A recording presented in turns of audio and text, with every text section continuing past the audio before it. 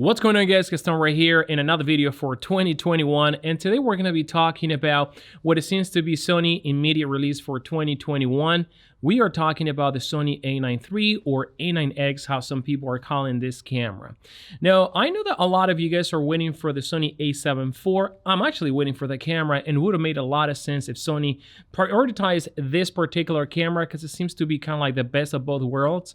However, Sony is going to give priority to a camera that is the third iteration of the A9 line, but at the same time, it kind of like seems like another camera. So into this video, we're going to be talking about this camera from Sony that we may hear in the first quarter of 2021, coming right up.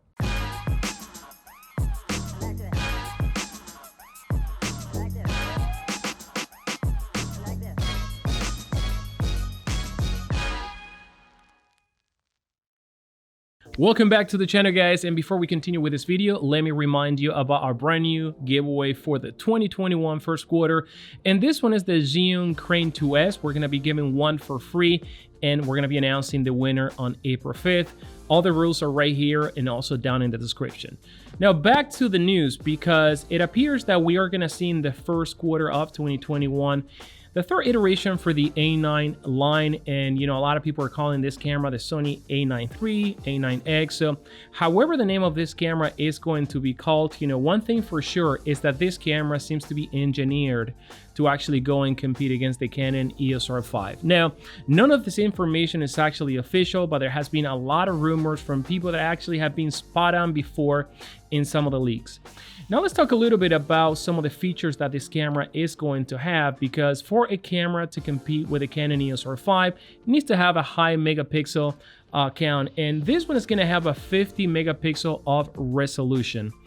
Now, before I continue, let's actually analyze this part, because one of the reasons why the A9 line has been very popular and also very niche, it's a camera that caters to photojournalism, event photography. It has been a popular camera among wedding photographers for several reasons. Number one, that camera has the A9 I and the A9 II, a 24 megapixel sensor, CMOS sensor, backside illuminated. And the other reason is that the camera has, a fast buffer. Now with 50 megapixel, how is this camera going to actually compete with the A9 II, for example, which is also a great video camera and a camera that performs really well in low light situations? Now, we also know that Sony has been doing a lot of development regarding sensors, and perhaps this may be the first camera with a high megapixel count that at the same time is going to be featuring, some new sensor technology that is going to allow the camera to be great in low light situations. Now, the other thing that we may see from this camera is also adopting the same XPRESS Type A type of slot that is cross-compatible with SD cards. And I think that most likely this is what's going to happen in this camera, because this one is also not going to be a cheap camera. And if you remember, when the very first A9 came out, it came out at a whopping $4,500. So maybe this camera is going to be even more expensive at that introductory price of the A9. And in my opinion, I think that this camera is going to be near the $5,000. Now, once again, because this camera is aimed to compete with the Canon EOS R5, this camera is said to have some sort of 8K up to 30p.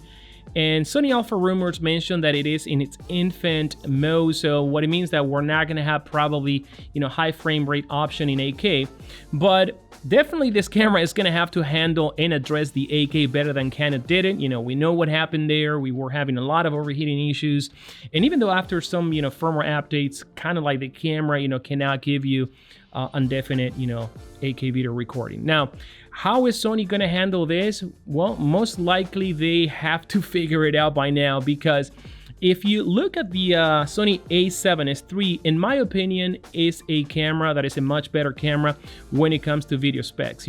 Yes, it doesn't have the 8K video resolution, but it has solid 4K with unlimited recording. And I actually own both cameras, the R5 and the Sony A7 III.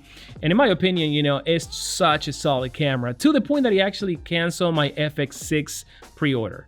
But anyways, talking about the A9 III or A9X, this camera is going to have some sort of 8K video recording. Now, one thing that we are assuming is that Sony is going to keep the same mirrorless body, so we're not going to have fans in this camera. Most likely, the rumor is that this camera is going to have some passive cooling system as well, just like the Canon EOS R5 and just like the Sony A9iii. So one thing that we're expecting from this 8K camera is that this camera is not gonna have overheating issues. And I think that it would be very foolish for Sony just to release an 8K camera that is going to have all these issues, unless they are actually, very clear from the beginning and saying that this camera is going to be an excellent 4K camera with high megapixel features, but it's going to do 8K, maybe cap 15 minutes, 10 minutes, whatever the case may be.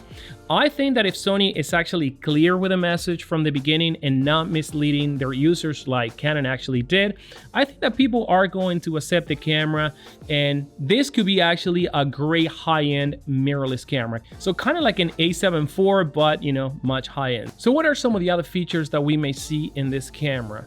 Well, one of the things that we know is that Sony is wanting to integrate the brand new EVF with super high resolution, the 9.6 million dots, almost 10 million dots of resolution.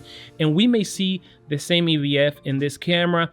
And there's a rumor that this EVF is also going to make it in the brand new version of the Sony A7 R5. So chances are that Sony is going to be, migrating this brand new EVF to kind of like the premium line. And also this camera is going to have a flip out screen. Now, we don't think that the Sony A7 IV is going to have the touchscreen capabilities, because what I think Sony is trying to do is trying to create this, entry-level hybrid shooting camera that could be the A7 IV, and this premium hybrid shooting camera that is going to be the A9 III, A9X, or whatever this camera is going to be called.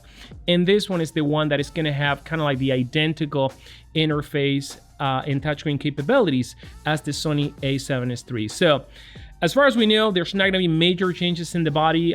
This camera is also going to use the NP-FZ100 battery, just like the other full-frame cameras that Sony has been releasing. And this could be actually a very, very popular camera. And once again, it's going to be also at the same kind of league as the Canon EOS R5 when it comes to specs, but I think it's going to be more expensive. So if Sony manages to actually overcome all the hurdles that we have seen in the Canon EOS R5, so let me know what your thoughts are about the A9 III, A9X. Is this a camera that you are planning to get? Does it fit your needs? Drop your comments down below. And as always, guys, subscribe to this channel for more content like this one. I'll see you in the next video.